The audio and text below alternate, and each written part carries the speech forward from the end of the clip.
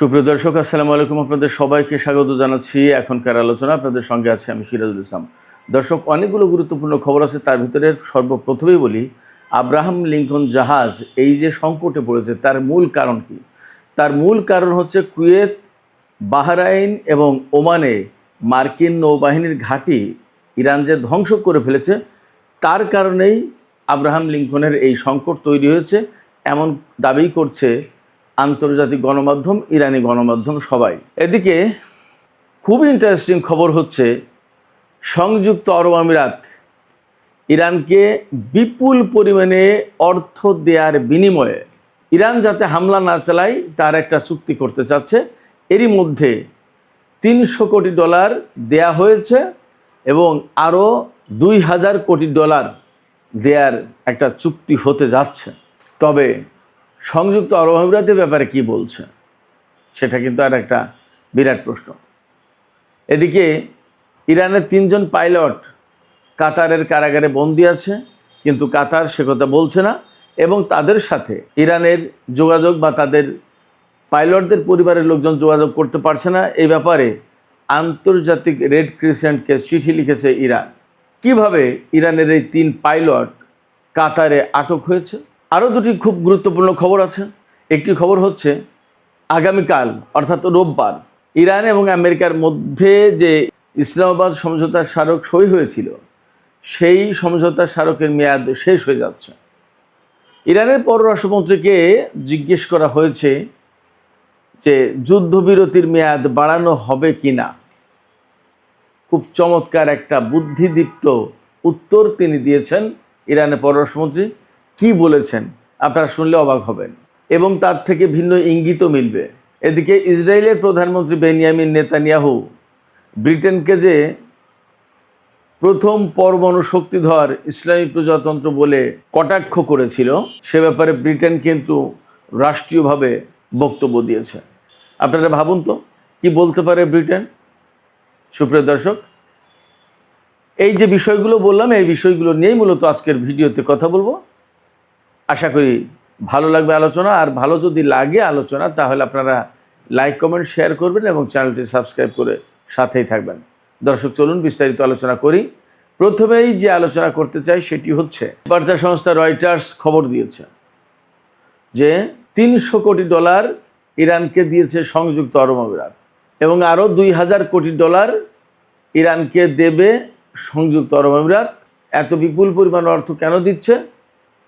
এত বিপুল পরিমাণে অর্থ দেওয়ার কারণ হচ্ছে এই যে সংযুক্ত আরব আমিরাত ইরানকে উন্নয় বিনয় করছে, অনুরোধ করছে যে আমরা টাকা দিচ্ছি, আপনাদের সাথে আমাদের একটা চুক্তি হবে, আপনারা সংযুক্ত আরব আমিরাতে আর হামলা করতে পারবেন না। শুধু তাই না, এটা ঘনিষ্ঠতার জন্য, সম্পর্ক বৃদ্ধির জন্য দ্বিপক্ষীয় এমন একটা চুক্তি হবে যার আওতায় 2 দেশ গোয়েন্দা তথ্য বিনিময় করবে, তারপরে আঞ্চলিক সহযোগিতা থেকে শুরু করে অনেক ব্যাপার স্যাপার আছে। এটার সেই খবর দিচ্ছে 4টি সূত্রের বরাত দিয়ে আরও $2000 কোটি দেবে। ইরান কি বলছে এ ব্যাপারে? ইরানের বক্তব্য ঠিক এই রকমভাবে, মানে ইরানের মনোভাবটা এইরকমভাবে তুলে ধরা হয়েছে যে এইরকম বিপুল অঙ্কের টাকা দিলে ইরান সংযুক্ত আরব আমিরাত হামলা হয়তো নাও চালাতে পারে এবং ইরানে তো ব্যাপক ক্ষয়ক্ষতি হয়েছে। এই ক্ষয়ক্ষতির একটা অংশ যদি এইসব জায়গা থেকে উঠে আসে তাহলে মন্দ কি? হলোই তো, প্রতিবেশী দেশই তো।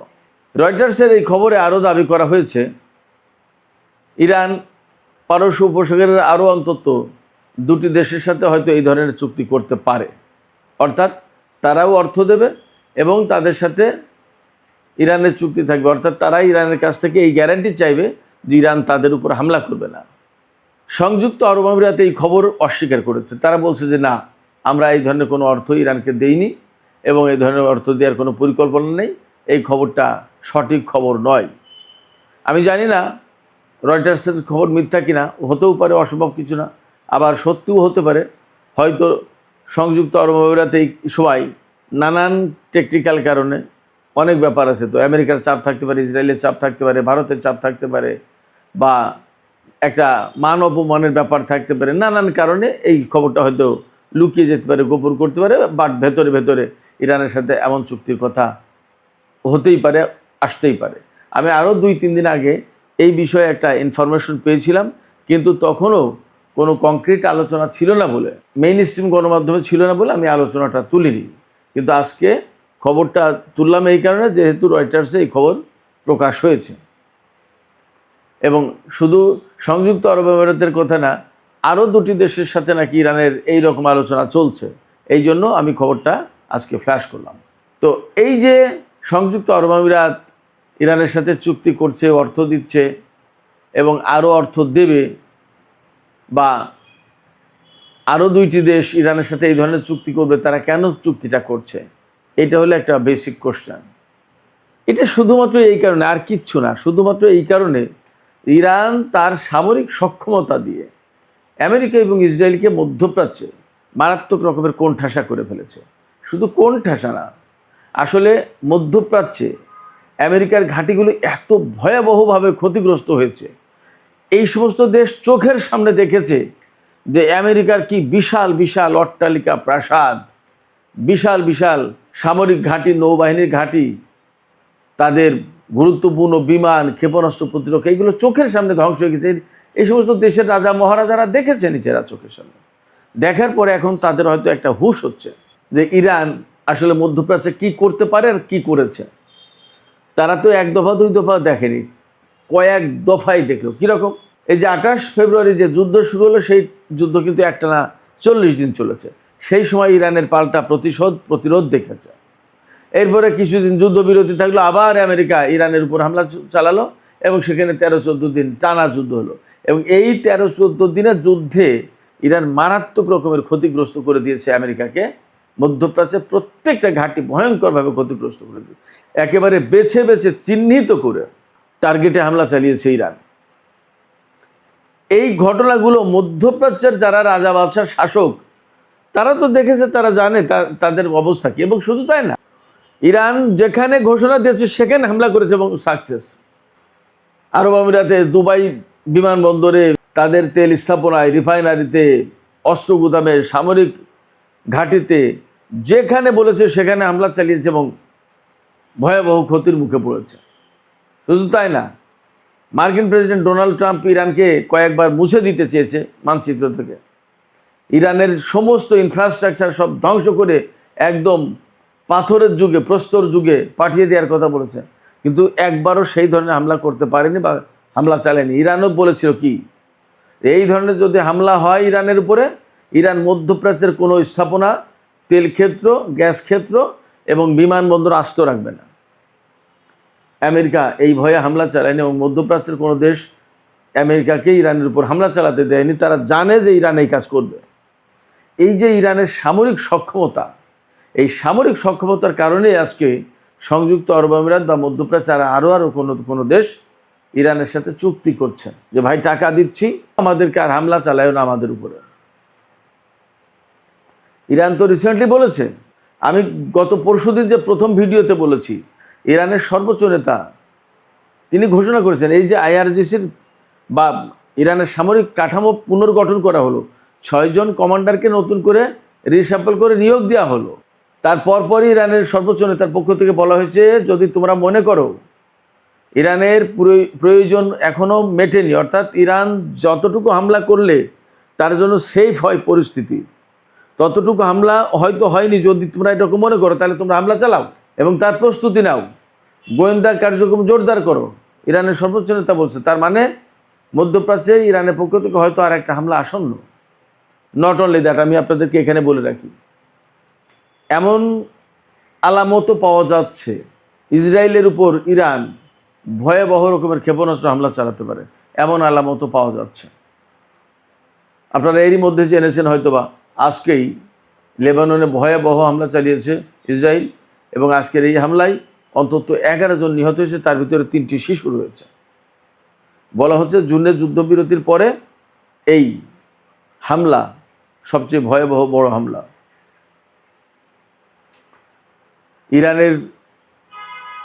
ইরানের যে যুদ্ধবিরতির শর্ত ছিল তার ভিতরে 1 নম্বর ছিল যে লেবাননে হামলা বন্ধ করতে হবে।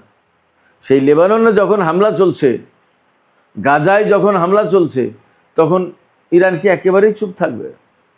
যুদ্ধবিরতি যখন লঙ্ঘন করেইছে, ইসলামাবাদ সমঝোতা স্মারক যখন লঙ্ঘন করেছে আমেরিকা, তখন ইরানের সামনে তার কোনো বাধা নেই। অতএব সে কিন্তু নিশ্চয়ই পরিকল্পনা নিচ্ছে এবং তার লক্ষ্য ঠিক করছে। জানা যাচ্ছে যে ইসরায়েলে ব্যাপকভাবে ব্যালিস্টিক ক্ষেপণাস্ত্র দিয়ে হামলা চালাবে ইরান। তো যে কথা বলছিলাম আমি, সেখানে ফিরে আসি আবার। তো মধ্যপ্রাচ্যের দেশগুলোতে এইভাবে হামলা চালানোর কারণে এই সমস্ত দেশ এখন নতজানু হয়েছে। এরই ভেতরে খবর পাওয়া যাচ্ছে যে, আমি আজকের দুপুরে ভিডিওতেই বলেছি, আব্রাহাম লিঙ্কন মার্কিন দ্বিতীয় বৃহত্তম বিমানবাহী রণতরী, তাকে ভারত মহাসাগরতে সরিয়ে নেওয়া হচ্ছে এবং সেখানে রিপ্লেস করা হচ্ছে জর্জ ওয়াশিংটন বিমানবাহী রণতরীকে। এই যে আব্রাহাম লিঙ্কনে এই সংকট তৈরি হলো, খাবার নেই, দাবার নেই, বাথরুম নেই, সাবান নেই, শাওয়ারগুলো ছত্রাক পড়ে নষ্ট হয়েছে, আরও বাজে বিভিন্ন রকমের অবস্থা। কম পরিস্থিতি তৈরি হলো তো সেখানে মারামারি খুনোখুনি হয়নি। কেন এই অবস্থা তৈরি হয়েছে আব্রাহাম লিঙ্কনের? আব্রাহাম লিঙ্কনের এই অবস্থা তৈরি হওয়ার পেছনে মূল কারণ সেটা হচ্ছে এই, বাহরাইন, কুয়েত এবং ওমানে মার্কিন যে নৌবাহিনীর ঘাঁটি ছিল, সমস্ত ঘাঁটি একেবারে তছনছ করে দিয়েছে ইরান। এবং আপনারা জানেন যে বাহরাইনে ৫ম নৌবহরের ঘাঁটি ছিল, সেই ঘাঁটি একদম যুদ্ধের প্রথম দিন থেকেই হামলার মুখে এবং শেষ পর্যন্ত সবসময় বাহরাইনে হামলা চালিয়েছে ইরান। অনেকে আমার কাছে প্রশ্ন করেছে, ভাই ঘাঁটি তো ধ্বংস করে দিয়েছে, তারপর আবার কি হামলা চালাই? ভাই, একটা ঘাঁটিতে তো আর একটা দুটো বিল্ডিং থাকে না, বহু বিল্ডিং থাকে, বহু কিছু থাকে, সব তো আর একসাথে শেষ হয়ে যায় না। অনেক কিছু তো লোহা লক্করের অনেক ব্যাপার স্যাপার আছে। সে আবার যুদ্ধবিরতি গেছে মাঝে, অনেকগুলো ঠিকঠাক করার চেষ্টা করেছে, অনেক কিছু। এইগুলো একদম মানে ইরান চেয়েছে যে একদম কমপ্লিটলি শেষ হতে, যাতে আর কোনোদিন এটা ব্যবহার করতে না পারে, এইরকম করে দিতে। তার মানে একটা ধ্বংসস্তূপে পরিণত করার পরে সেই ধ্বংসস্তূপ আবার ধ্বংস করার চেষ্টা করেছে ইরান। এই রকমের মার্কিন নৌবাহিনীর ঘাঁটিগুলোতে হামলার পরে এই সমস্ত জায়গা থেকে লজিস্টিক সাপোর্ট, খাদ্য, খাবার, এই সমস্ত কোনো কিছু আর যেতে পারেনি। এই যে আব্রাহাম লিঙ্কনের যে সমস্ত নাবিকরা, সেই নাবিকরা কয়েক মাস ধরে নাকি দুধের মুখ চোখে দেখে না, অর্থাৎ দুধ খেতে পারেনি। ভাবতে পারেন, সামরিক বাহিনীর লোকজন দুধ পায়নি। এইরকম পরিস্থিতি তৈরি হচ্ছে। এখান থেকে প্রত্যাহারও করতে পারছে না, আবার এই সমস্ত যোগানও দিতে পারছে না। এখন মার্কিন বাহিনীর যা পরিস্থিতি, আমি আপনাদেরকে জানাই, দিয়েগো গার্সিয়া যে সামরিক ঘাঁটি ভারত মহাসাগরে, এই দিয়েগো গার্সিয়া ঘাঁটি থেকে মার্কিন বাহিনীকে এখন লজিস্টিক সাপোর্ট দিতে হবে। ওমান উপকূল থেকে ৩,৫০০ থেকে ৩,৮০০ কিলোমিটার দূরত্বের পথ, একদম খুব সহজ ব্যাপার না, সেখান থেকে নিতে হবে। সেটা হচ্ছে ব্রিটিশ ঘাঁটি। ইরান ব্রিটেনকে বলে রেখেছে, আমেরিকাকে ঘাঁটি মাটি কোনো কিছু দিয়ে সাহায্য সহযোগিতা করলে কিন্তু তারাও টার্গেট হবে। এটা একটা জটিলতা আমেরিকার জন্য। হয়তো পাবে, সেখান থেকে লজিস্টিক সাপোর্ট পাবে, বাট হর হামেশা ওমান থেকে, কাতার থেকে, কুয়েত থেকে, বাহরাইন থেকে যেভাবে পেত, এখন আর সেই যুগ শেষ। শুধু তাই না, এরা তো হরমুজ প্রণালী দিয়ে পারস্য উপসাগরে ঢুকতেই পারছে না। যুদ্ধ শুরুর দিন থেকে মার্কিন বাহিনীর যুদ্ধ জাহাজ আর হরমুজ প্রণালী দিয়ে ঢুকতে পারেনি, একদম বন্ধ। আর ইরান যখন হরমুজ প্রণালীকে কন্ট্রোল করা শুরু করেছে, তখন থেকে তো একেবারেই ক্লোজ। সেক্ষেত্রে আমেরিকা ইরানের সাথে যুদ্ধ করতে এসে এই রকমের একটা ভয়াবহ কঠিন পরিস্থিতির মুখে পড়বে, এটা কল্পনাও করতে পারেনি কেউ না। আইআরজিসির প্রধান আজকে তার সেনা সদস্যদের উদ্দেশ্যে লেখা চিঠিতে বলেছেন যে আপনারা বিশ্বের সবচেয়ে বেশি অস্ত্রধারী সামরিক বাহিনীকে নতজানু করতে সক্ষম হয়েছে। আমেরিকা নতজানু হতে, হাঁটু গেড়ে বসতে বাধ্য হয়েছে। বিরাট ব্যাপার। যাই হোক, আমি আর একটা প্রসঙ্গে কথা বলছিলাম শুরুতেই। কাতারে ইরানের ৩ জন পাইলট আটক আছে। কিভাবে কাতারে এই ৩ পাইলট আটক হলো? যুদ্ধ শুরু হয়েছিল ২৮ ফেব্রুয়ারি। মার্চের ১ তারিখে কুয়েতে হামলা চালিয়েছিল ইরানের বিমান বাহিনী। মার্চের ২ তারিখে কাতারে হামলা চালিয়েছিল ইরানের বিমান বাহিনী। দুটো SU-24 বোমারু বিমান নিয়ে। SU-24 বেশ ভালো বোমারু বিমান, একসময় খুব ভালো কার্যকর ছিল, এখন মডেল পুরনো হয়ে গেছে, বাট বোমারু বিমান হিসেবে বেশ ভালো বিমান। SU-24 এই মডেলের দুটো রাশিয়ান বিমান, রাশিয়া থেকে পাওয়া ইরানের বিমান, এই দুটো বিমান নিয়েই ইরানের 4 জন পাইলট কাতারে মার্কিন বাহিনীর বিরুদ্ধে অভিযান চালায় এবং পারস্য উপসাগর দিয়ে উড়ে গিয়ে কাতারে খুব ভালোভাবে অভিযান চালিয়েছিল, খুব ভালোভাবে। অর্থাৎ মার্কিন বাহিনীর তাদের যে টার্গেট ছিল সেই টার্গেটগুলোতে হামলা চালাতে সক্ষম হয়েছিল ঠিকঠাক মতো। হামলা চালিয়ে ফিরে আসার পথে বলা হচ্ছে কাতারের সামরিক বাহিনীর প্রতিরক্ষা বিমান, আকাশ প্রতিরক্ষা ব্যবস্থা দিয়ে বিমান দুটোতে আঘাত করা হয় এবং দুটি বিমানই বিধ্বস্ত হয় এবং 1 জন পাইলট নিহত হন আর 3 জন পাইলটকে কাতার আটক করেছে। এর আগে বলা হয়েছিল এই সমস্ত পাইলট সব মারা গেছে, 1 জন পাইলটের লাশ ইরানে গেছে আর 3 জন পাইলটের লাশ দেয়নি। কিন্তু এখন খবর জানা যাচ্ছে যে এই 3 পাইলট কাতারের কারাগারে আটক আছে, কাতার ইরানকে দেয়নি।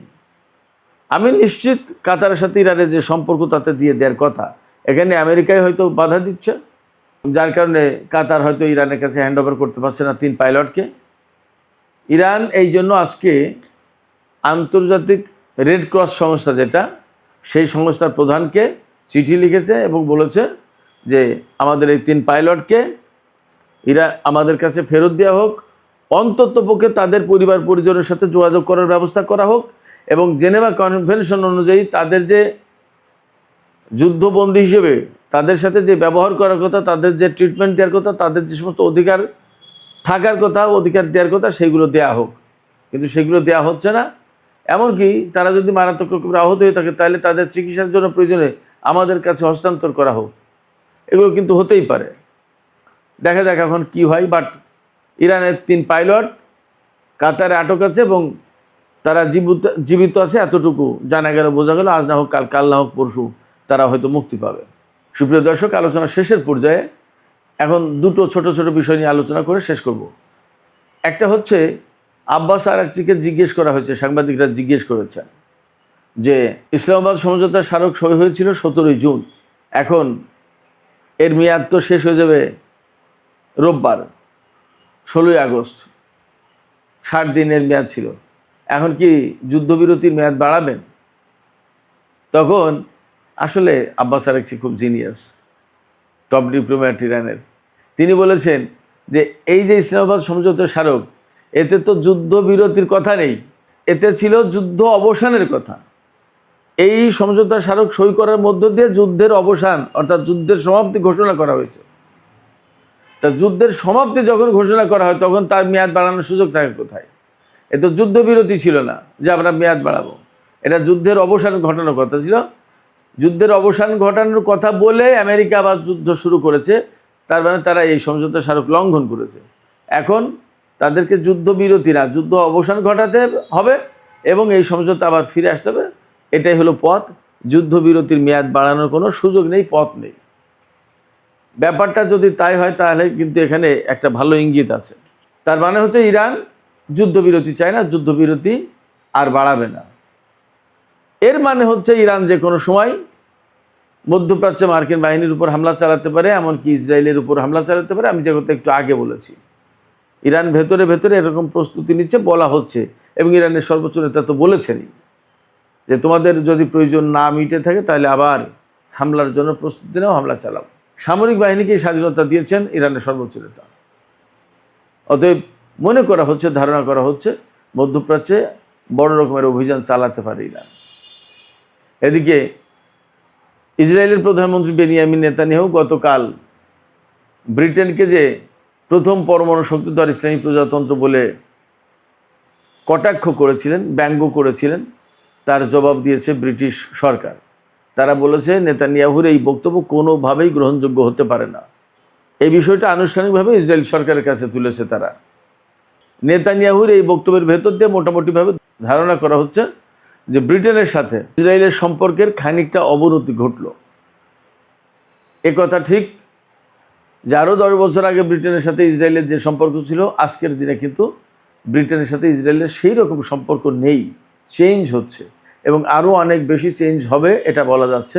ব্রিটেনের যে মাইগ্রেশন, মুসলিম জনসংখ্যা বৃদ্ধি পাওয়া, মুসলমানদের হাতে বিভিন্ন পর্যায়ে ক্ষমতা যাওয়া এবং ব্রিটেনে প্রচুর পরিমাণে ইহুদি বিরোধী মনোভাব তৈরি, সমস্ত সব কিছু মিলে আমরা মনে হয় খুব বেশি দিন লাগবে না দেখতে পারবো ব্রিটেনের সাথে ইসরায়েলের সেই সম্পর্ক আর নেই। অথচ এই ব্রিটেন কিন্তু ইসরায়েলকে প্রতিষ্ঠার প্রধান নায়ক।